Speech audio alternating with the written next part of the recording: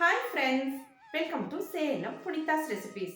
இன்னைக்கு Salem special veg essence dosa செய்ய போகிறேன். அதுக்கு வெஜ் எசன்ஸ் செய்யணும். அதை எப்படி செய்யறதுன்னு இந்த வீடியோவில் போய் பார்ப்போம். வாங்க வீடியோக்குள்ளே போகலாம். இப்போது முதல்ல நம்ம மசாலா அரைச்சிக்கணும். அதுக்கு இஞ்சி பூண்டு 1 டேபிள் ஸ்பூன் அளவுக்கு சேர்த்துக்கலாம். இது கூடவே கறி மசால் சேர்த்துக்கலாம்.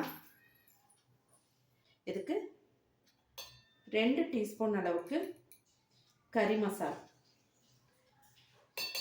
இது கறி மசால் தான் முக்கியம். இதனோட வாசமே, இந்த எசன்ஸோட வாசம் வர்றது இந்த கறி மசால்னால் தான். இந்த கறி மசாலோட வீடியோ நான் போட்டிருக்கேன். இப்போது இன்றைக்கி இந்த வீடியோவில் டிஸ்கிரிப்ஷன் பாக்ஸ்லேயும் நான் லிங்க் கொடுக்குறேன். நீங்கள் அதை பார்த்து யூஸ் பண்ணிக்கோங்க.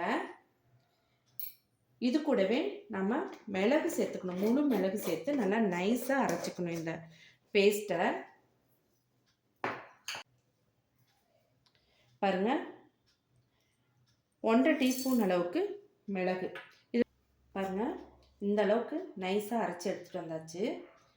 இப்போது கிரேவி எப்படி செய்கிறதுன்னு பார்க்கலாம். அதுக்கு என்னென்ன பொருட்கள் தேவைன்னு இப்போ பார்க்கலாம். இப்போது இதுக்கு தேங்காய் இந்த மாதிரி பல்லாக தான் கீறிக்கணும்.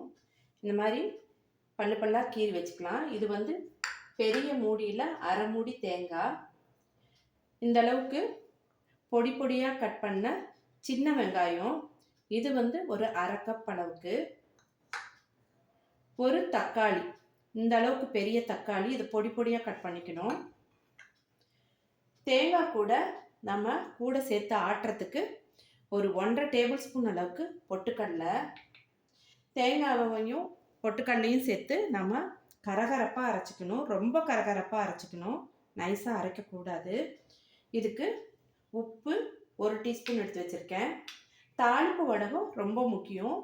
இதுக்கு 1 டீஸ்பூன் அளவுக்கு தாளிப்பு வடகம். மிளகாத்தூள் அரை டீஸ்பூன், ஏன்னா மிளகு சேர்த்துருக்கோம். கறி மசாலையும் நம்ம மிளகு சேர்த்து அரைச்சிருக்கோம். இப்போ மிளகு சேர்த்து அரைச்சிருக்கிறதுனால காரம் அதில் தான் வரும். அந்த காரம் தான் இந்த எசன்ஸ் தோசையோட டேஸ்ட்டுக்கு ரொம்ப முக்கியம். அரை டீஸ்பூன் அளவுக்கு கடுகுளுத்தம் பருப்பு, கொஞ்சமாக மஞ்சள் தூள், கறிவேப்பிலை. எண்ணெய் நம்ம இதுக்கு கடலெண்ணெய் சேர்த்துக்கணும். அப்போ தான் நல்ல வாசமாக இருக்கும். இல்லைன்னா நல்லெண்ணெய் சேர்த்துக்கலாம். இப்போது எப்படி செய்கிறதுன்னு பார்ப்போம். இப்போ இதில் ஒரு 1/4 கப் அளவுக்கு எண்ணெய் சேர்த்துக்கணும். நல்ல எண்ணெய் இதுக்கு தாராளமாக வேணும். அப்போ தான் நல்ல எண்ணெய் பிரிஞ்சு வரும். பார்க்கவே நல்லாயிருக்கும், டேஸ்ட்டும் ரொம்ப நல்லாயிருக்கும். எண்ணெய் காஞ்சிருச்சு. இப்போ கடுகுளுத்தம் பருப்பு சேர்த்துக்கலாம். இப்போ இதோட வெங்காயம் சேர்த்துக்கலாம். இது கூட தாளிப்பு வடகம் சேர்த்துக்கலாம். கறிவேப்பிலையும் சேர்த்துக்கலாம். இதில் நம்ம அரைச்சி வச்ச இந்த மசாலாவையும் இதோட சேர்த்துட்டு நல்லா வதக்கிக்கலாம். கூட 1 டீஸ்பூன் அளவுக்கு உப்பு, மஞ்சள் தூள் கொஞ்சம், மிளகாத்தூள் அரை டீஸ்பூன். இதோட நம்ம இந்த தக்காளி, இந்த தக்காளியை ஓரளவு மசிகிற அளவுக்கு நம்ம நல்லா வதக்கிக்கணும். நான்வெஜ் கிரேவி மாதிரியே இருக்கும் டேஸ்ட்டு. இந்த கறி மசாலும் சூப்பராக இருக்குங்க. சேலத்துலாம் இந்த மாதிரி கறி மசாலாம் ரொம்ப ஃபேமஸ். நல்லாயிருக்கும். சிக்கன், மட்டன், நம்ம சைவ கிரேவிலாம் பண்ணால் கூடயும் நல்லாயிருக்கும். சைவ சால்னாவுக்கு நம்ம குருமா செய்கிறோம் அப்படின்னா கூடயும் கூட ஆட் பண்ணலாம். இது மாதிரி இட்லிக்கு சாம்பார், தக்காளி குருமா, இந்த மாதிரிலாம் வைக்கிறப்பையும் இதை நம்ம ஆட் பண்ணிக்கலாம். எல்லாத்துக்குமே நான் செஞ்ச இந்த கறி மசால் சூப்பராக இருக்கும். ஃபேமஸ் ஹோட்டல் குக் எனக்கு இந்த ரெசிபி சொன்னார். ரொம்ப நல்லா வந்தது. ரொம்ப நல்லா வந்தது. எப்போவுமே நான் அதை தான் செஞ்சு யூஸ் பண்ணிக்குவேன். கடையிலலாம் வாங்க மாட்டேன் நான். இப்போது நம்ம அரைச்சி வச்ச தேங்காய் விழுதை சேர்த்துக்கலாம். பாருங்கள், இந்த அளவுக்கு அரைச்சாவே போதும். நல்லா பிரியாக இருக்குது பாருங்கள். இந்த அளவுக்கு அரைச்சா போதும், நைஸாக அரைக்கக்கூடாது. இப்போ இதோட சேர்த்துக்கலாம். மிக்ஸி ஜாரை வாஷ் பண்ணிவிட்டு அந்த தண்ணியும் இதோடு சேர்த்துக்கலாம். பாருங்க, இந்த அளவுக்கு இருக்கட்டும். நமக்கு நல்லா கெட்டியாகணும். ஒரு 10 நிமிஷத்தில் ரெடி ஆகிடும். இப்போ இந்த கலரில் இருக்குது பார்த்தீங்களா? இப்போ நமக்கு ரெடி ஆகிறப்ப நல்லா பிளாக் கலரில் இருக்கும். இந்த எசன்ஸ் தோசைக்கு மட்டும் யூஸ் ஆகாது. நமக்கு வந்து தோசை, இட்லி, முட்டை தோசை, இது பரோட்டா, முக்கியமாக பரோட்டாவுக்கு ரொம்ப யூஸ் ஆகும். மூடி வச்சு சிம்மில் ஒரு 10 நிமிஷம் வேகட்டும். நல்லா எண்ணெய் பிரிஞ்சு வந்துடும். இப்போ மூடி வச்சு இன்னொரு 10 நிமிஷம் வேகட்டும். நல்லா எண்ணெய் பிரிஞ்சு வரட்டும். நல்லா எண்ணெய் பிரிஞ்சு வந்துருச்சு. நல்லா ரெடி ஆகிடுச்சு. அடுப்பை ஆஃப் பண்ணிடலாம். கொஞ்சம் கருவேப்பிலையை வாஷ் பண்ணிவிட்டு கசக்கி சேர்த்துக்கலாம். இதனோட ஃப்ளேவர் நல்லாயிருக்கும். இப்போ இப்படியே இருக்கட்டும். நம்ம ஒரு பாத்திரத்துக்கு மாற்றிக்கலாம்.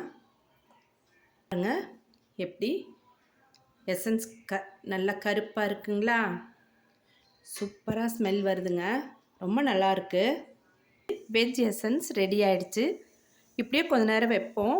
இப்படியே வச்சா நல்லா இன்னும் எண்ணெய் பிரிஞ்சு வந்துடும். இப்படி மூடி வச்ச ஒரு ட்ராப் எண்ணெய் சேர்த்துட்டு டிஷ்யூ பேப்பர் வச்சு நல்லா தொடச்சி விட்டுடலாம். ஒரு கரண்டி மாவு எடுத்து இந்த மாதிரி தோசை கொஞ்சம் மொத்தமாக விட்டுட்டு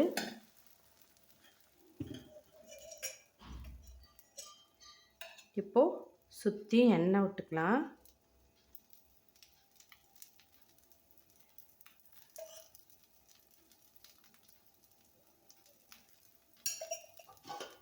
இப்போ மூடி வச்சிடலாம். தொட்டால் ஒட்டாமல் இருக்கணும். இன்னும் கொஞ்சம் வேகணும். இப்போது ஒட்டலை பாருங்கள். எசன்ஸை மேலே ஊற்றிக்கலாம்.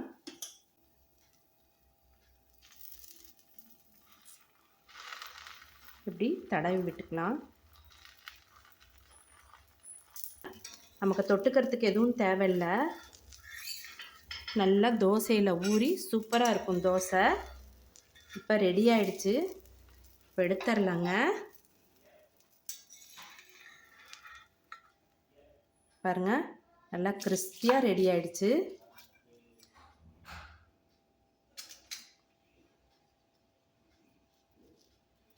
பாருங்கள் எப்படி சூப்பராக ரெடி ஆகிருக்கு பார்த்தீங்களா? ஓகேங்களா? டேஸ்ட் பண்ணி பார்க்கலாமாங்க?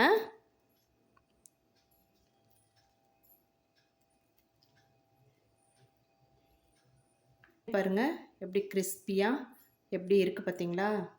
சாப்பிட்டு பார்க்கலாம்.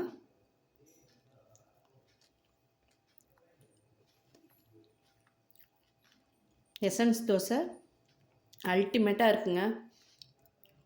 ரொம்ப டேஸ்ட்டாக இருக்குது. நான் மட்டும்தான் தெரியும் சைவம், இல்லைன்னா இது வந்து நான்வெஜ் எசன்ஸ் தோசைன்னு தான் நினைப்பாங்க. அவ்வளோ டேஸ்ட்டாக இருக்குது. அதே மாதிரி இருக்குது. இதை வீட்டில் நீங்களும் செஞ்சு பாருங்கள். கண்டிப்பாக இது ரொம்ப ஈஸி. செஞ்சு பார்த்துட்டு சாப்பிட்டு பார்த்துட்டு எப்படி இருக்குன்னு கமெண்ட் பாக்ஸில் கமெண்ட் பண்ணுங்கள். இந்த வீடியோ உங்களுக்கு பிடிச்சிருந்தா ஒரு லைக் கொடுங்க.